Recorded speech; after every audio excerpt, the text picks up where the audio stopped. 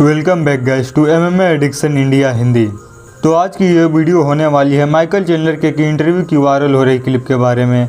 जिसमें Michael Chandler इस्लाम महाची को criticise और उनके रिज्यूमे पर सवाल उठाते नजर आ रहे हैं। तो चलिए देखते हैं कि माइकल चैंडलर ने इस्लाम के बारे में जो कहा है उस बात में कोई दम है या नहीं। तो चलिए वीडियो शुरू करते हैं।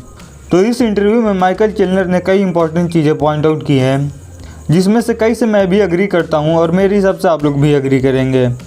पर प्रॉब्लम वहां से शुरू होती है जब माइकल चैंडलर कहते हैं, और अब मैं यहां माइकल चैंडलर की कई बात को पैराफ्रेज कर रहा हूं, मुझे इस्लाम से कोई प्रॉब्लम नहीं है, पर सब लोग कहते हैं इस्लाम सबको डोमिनेट कर रहे हैं, जिसे देख के ऐसा लग रहा है कि उन्हें कोई हरा नहीं सकता।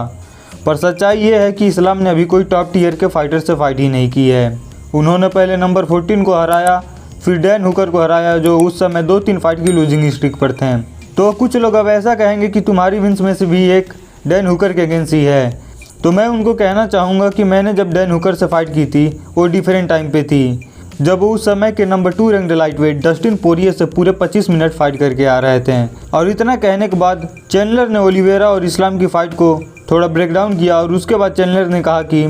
मैं ये नहीं कह रहा कि इस्लाम अच्छे फाइटर नहीं है, मैं बस यही कह रहा हूँ कि उन्होंने अभी किसी टॉप टीयर के फाइटर से फाइट नहीं की है, तो अभी से ये कहना कि वो ग्रेट हैं और अनबीटेबल है सही नहीं होगा। तो माइकल चैंडलर की क्रिटिसिज्म में कितनी सच्चाई है इसकी बात करें तो इस स्टेटमेंट में माइकल चैंडलर ने 2 बड़े पॉइंट्स रखे हैं, जिसमें से पहला ये है कि इस्लाम ने अभी किसी टॉप टीयर के फाइटर से फाइट नहीं की है, और दूसरी ये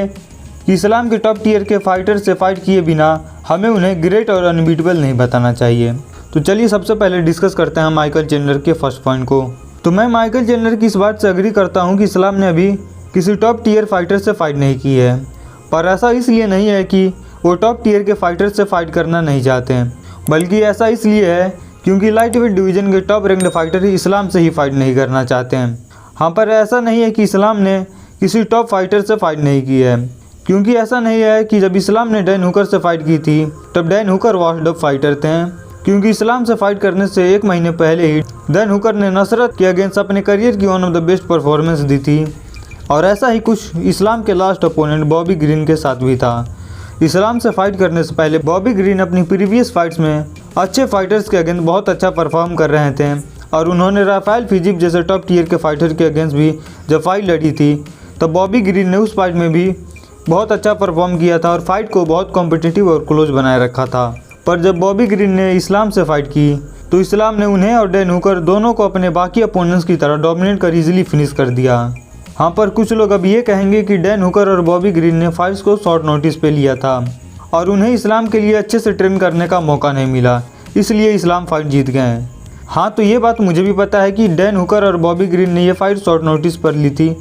पर मुझे नहीं लगता कि ये दोनों फुल ट्रेनिंग कैंप के साथ भी इस्लाम को हरा पाएंगे। और माइकल चैंडलर जैसे इस्लाम के रिज्यूमे पर सवाल उठा रहे हैं, तो उनका रिज्यूमे भी कोई बहुत ज़्यादा एक्स्ट्रा ऑर्डिनरी नहीं है, क्योंकि माइकल चैंडलर ने यूएफसी में 4 फाइट्स लड़ी हैं, जिनमें से 2 हारी और 2 जीती हैं, जिनमें चार्ल्स ओलिवेरा और डस्टिन पोरिये से वो फाइट हारे थे और डैन हुकर और टोनी फर्गसन के अगेंस्ट फाइट जीते थे। तो अब चैंडलर के फर्स्ट विन यानी डैन हुकर की बात करें तो माइकल चैंडलर अपनी डैन हुकर के ऊपर विन को बड़ा चढ़ा के बता रहे हैं इस इंटरव्यू में। वहीं इस्लाम की डैन हुकर के ऊपर की विन को ऐसा बता रहे हैं कि डैन हुकर से जब इस्लाम ने फाइट की थी तो Dan Hooker washed up fighter थे, मतलब कुछ भी। और चैंडलर की सेकंड विन की बात करें तो जब चैंडलर ने टोनी फर्गसन से फाइट की थी तो टोनी फर्गसन भी 3 फाइट की लूजिंग स्ट्रिक पर थे, और वो भी डोमिनेट लॉसेस के साथ। हाँ, पर माइकल चैंडलर के पास इस बात की एडवांटेज तो जरूर है कि उन्होंने डिवीजन के टॉप टीयर के फाइटर्स से फाइट कर रखी है। हाँ, जरूर उन फाइट्स में उन्हें विन नहीं मिली, पर उन्होंने ये जरूर दिखाया कि वो डिवीजन के टॉप टीयर के फाइटर्स को हराने की क्षमता रखते हैं। तो इस्लाम ने टॉप टीयर के फाइटर से फाइट तो नहीं लड़ी है, पर उनकी पिछली फाइट्स को देख के हम अंदाज़ा तो बिल्कुल लगा सकते हैं कि वो डिवीजन के टॉप 5 फाइटर्स को कड़ी टक्कर दे सकते हैं या नहीं, जो कि मुझे लगता है इस्लाम 100% डिवीजन के टॉप 5 रैंक्ड फाइटर में से किसी को भी कड़ी टक्कर दे सकते हैं। और मैं बहुत दिनों से देख रहा हूं कि बहुत से फैंस इस्लाम के टाइटल शॉट को लेकर यही आर्गुमेंट दे रहे हैं कि इस्लाम ने किसी अच्छे फाइटर से फाइट नहीं की है और उनका रेज्यूमे काफ़ी वीक है, इसीलिए वो टाइटल शॉट डिजर्व नहीं करते हैं। तो उनसे मैं यही कहना चाहूँगा कि जहाँ यूएफसी में किसी फाइटर को एक विन हासिल करने में बहुत मुश्किल होती है, वहीं इस्लाम मखाचेव जो यूएफसी के टफ हिट डिवीज़न में फाइट करते हैं अभी 10 फाइट्स की विनिंग स्ट्रीक पर हैं, जो कि यूएफसी की हिस्ट्री में अभी तक कुछ गिने चुने फाइटर्स ने ही अचीव किया है। तो इस्लाम के टफेस्ट डिवीज़न में 10 विन्स को हासिल करना अपने आप में ही एक इनक्रेडिबल फीट है। और वहीं बात करें रेजमेस की, तो टाइटल शॉट मिलने से पहले चार्ल्स ओलिवेरा और लाइटवेट डिवीज़न के गोट खबीब का रेजमे भी इस्लाम से कंपेयर करके आप देख सकते हैं, तो जिसमें आपको ज़्यादा फ़र्क नहीं दिखेगा। और अगर आप मेरी बात से डिसएग्री करते हैं तो ये ज़रूर बता दीजिएगा कि अगर इस्लाम टाइटल शॉट डिजर्व नहीं करते तो कौन करता है।